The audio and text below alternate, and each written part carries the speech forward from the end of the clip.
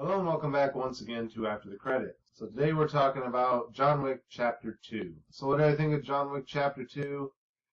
It was okay, but I think they kind of rehashed the first movie a bit too much. That's not to say that they didn't continue the story from the first one, just that this would have been better had they just made the first one longer and squeezed in this storyline, although then it probably would have made the first one too long and kind of knocked the first one down a little bit. But, yeah, this one just kind of seems like a continuation of the first one that didn't really need to be made other than to set up a potential sequel for John Wick 3 that we may or may not get. We'll probably get because this did pretty well in the theaters, but I just really don't like when movies rely on the sequel to a film to sequel bait a third film where the events are actually going to happen, instead of just having the events happen in the second one and calling it done. So that's kind of what happened with John Wick 2, but that's not to say I didn't enjoy the film. It was still...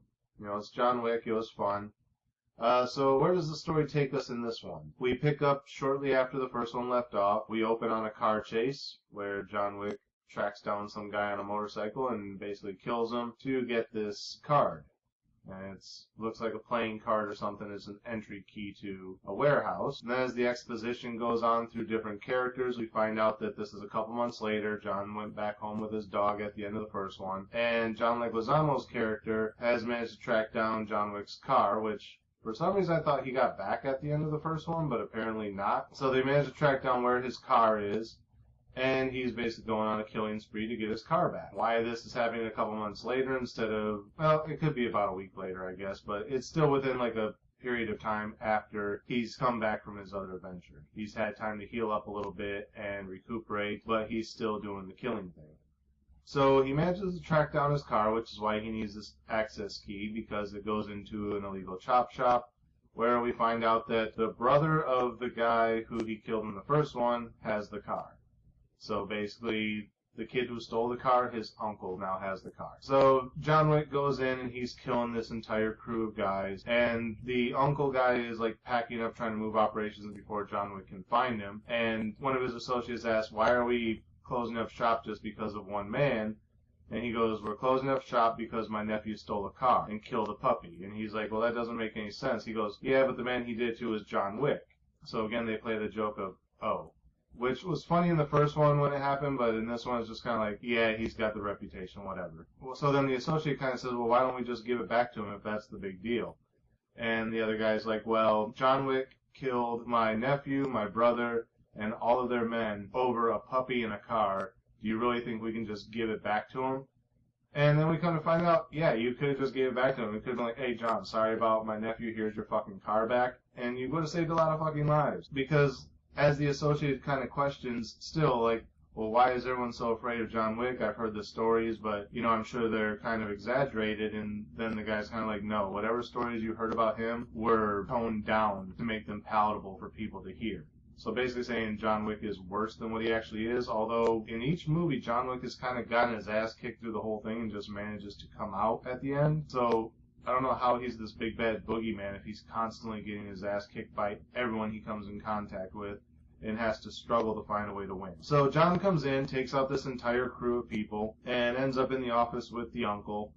And the uncle's sitting there thinking he's going to die, and John pours him one last drink and hands it to him, and John just utters the words, peace. And the uncle's like, what do you mean, peace? He goes, I got my car back. I don't need to kill you. Let there be peace between us. Don't come back after me.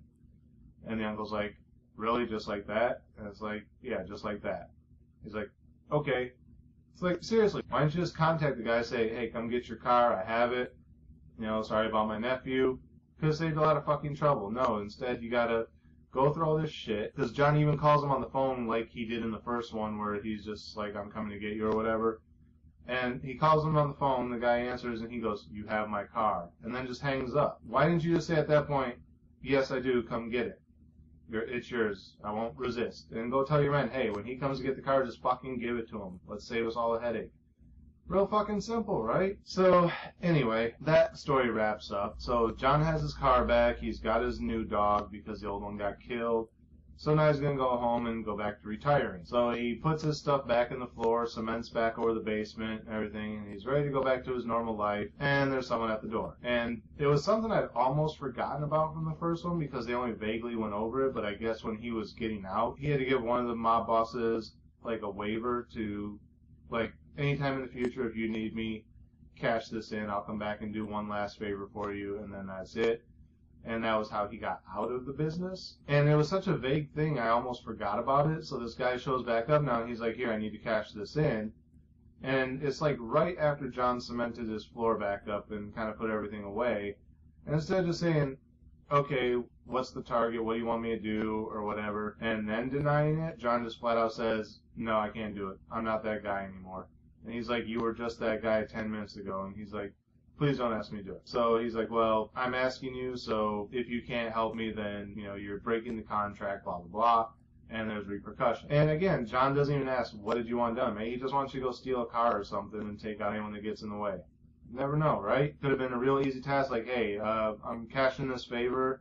I need you to come to my niece's birthday party or something. Whatever. It could have been anything. John doesn't even find out what it was first. So then, of course, to get John's attention, the guy burns down John's house. So John's going to go after him.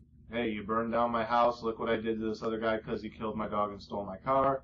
You're fucking dead. Then it turns out that because this guy has this you owe me a favor token, whatever the hell they call it, that John can't kill him because if you kill the person holding the waiver, then you're targeted for death. If you run away, you're targeted for death. If you just flat out don't do it, you're targeted for death. So only way out of this is to do it.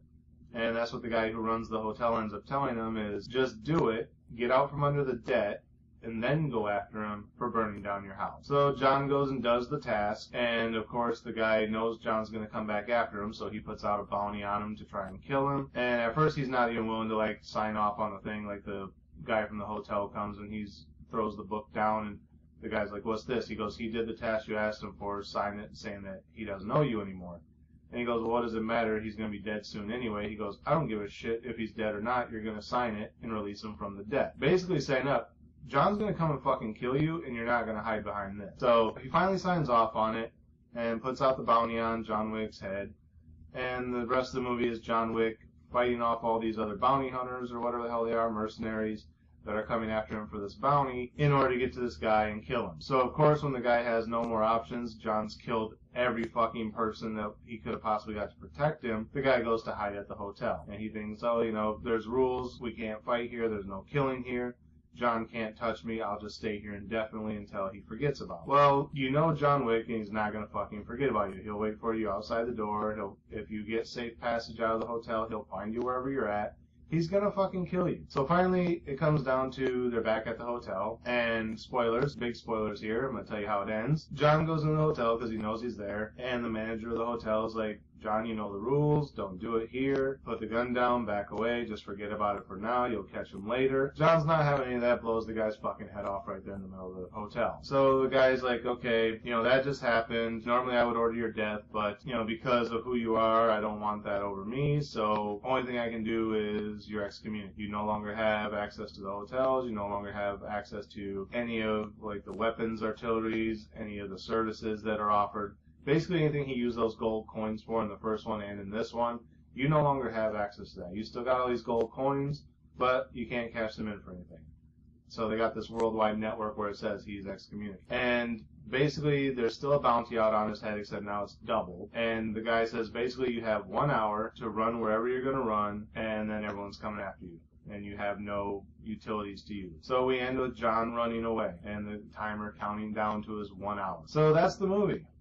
So it sequel baits heavily into there's going to be a third John Wick because we got to know what happens once he's excommunicated. How does he survive, right? Like I said, overall it was still a fun action film. I just think a lot of it was a rehash of the first one. The time went by very quickly. It was almost like they sped through a lot of it. Like we don't need to set a lot of this back up of who John Wick is because if you've seen the first one, you already know. And it's basically like they probably could have tagged this story on within an extra half hour to 45 minutes onto the first one. Which the first one was only an hour and 45, I want to say, so they could have made it like a 2-hour, 15-minute movie and put this story into it, and wouldn't have had to trim a whole lot out, and you could have made it fit. I mean, there's only like a lot of the bullshit narration stuff and exposition of what's going on and stuff that explains some of the backstory. That's all they would have had to trim out, because we already know all that shit. It would have just made the first movie more whole, but at the same time could have made the runtime too long to really be worth adding on to, which may be why they split into a second movie, who knows. So that's the basic rundown of the movie. Again, sorry for spoiling the ending, but you know, it's like the Star Wars films. They use the second one to end on a down note to sequel bait for a third one, and at this rate, we're probably gonna get a third one because this one did pretty good at the box office. So what would I give this one as far as a star rating? I still liked it despite a lot of the rehashing and just kind of unneededness of this one, and using the second film to sequel bait for a third film instead of just going into the second story. I mean, they could have did whatever their next story is going to be and just had like the first 30 minutes of that be this shit happening and John being excommunicated, and then how he overcomes that. But they wanted to sequel bait. They want you excited for what's going to happen in the next. So like I said, they either could have put it at the last 30 minutes of the first one, or this one could have been the next film with 30 minutes in the beginning explaining why everything's happening. Aside from that, though, it was still a fun action film, so I would give it I was going to say a 3.5, but honestly, it kind of falls middle of the road with me. Yeah, it was fun to watch, but because of those issues, it's not much more than a middle of the road film. But it did good. We're going to get a third one, so normally I'd say probably a 3.5, but for me, it was just a 3 because of the rehashing and sequel baiting and unneededness just to fill in exposition. So there you have it. That's my review of John Wick Chapter 2. There are more movie reviews coming up soon, so stay tuned. There will also be a John Wick 3 review whenever that comes out, probably next year sometime. So until next time, as always, thank you guys for watching. Remember to like, comment, subscribe, share the video. The links are down there in the description. Click the bell up here in the corner. Make sure you're getting notifications every time we post new content. And until next time, we'll see you after the credits.